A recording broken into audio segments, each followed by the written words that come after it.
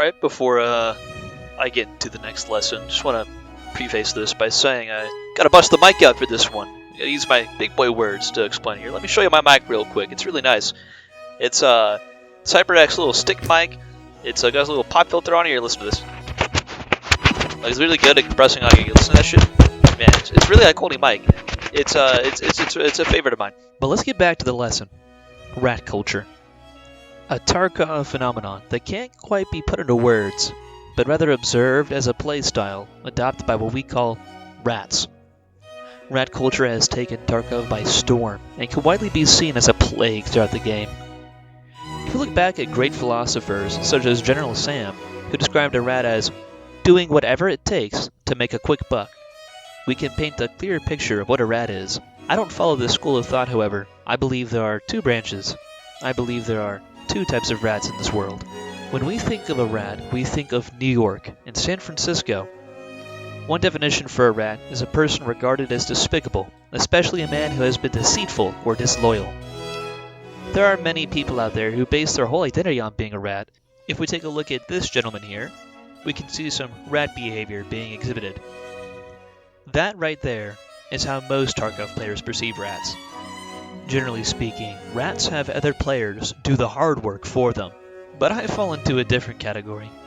I believe in the finer things, such as a masterful art piece or an exquisite cuisine. When I rat in Tarkov, it's like clockwork, music to my ears.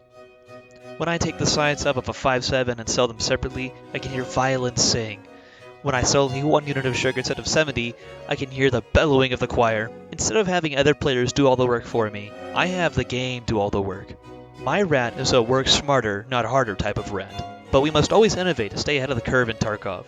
We need to invent new ways to go further. That is why I am pleased to demonstrate a flaw in Tarkov's new armor system. The armor has been changed to work more like armor in real life. So now we have inner ballistic plates, as well as the outer ballistic fabric layer. This change was overlooked, however. They have allowed us to remove the armor plates mid-raid. Now you might be asking why that's such a big deal. So I'll break it down for you. The first reason you would want to do this is to maximize profits by taking from a player's armor without the bulkiness of the rig. The plates alone take up significantly less space than the whole rig, allowing us to have more space for actual loot while still taking their armor. The second reason is to deprive players of a valuable asset: insurance. You see, whenever they get that rig back in insurance, they're not going to double check to see if the plates are still there. They're just going to put it on and queue up for the next raid like nothing ever happened. This is where you come in. Let this be a PSA. I invite you to start adopting this technique.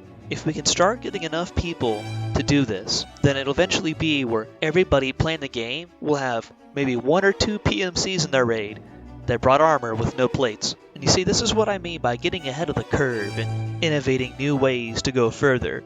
Just imagine a Tarkov where even only a couple PMCs are loading into the raid with no armor, but they're playing like they have armor.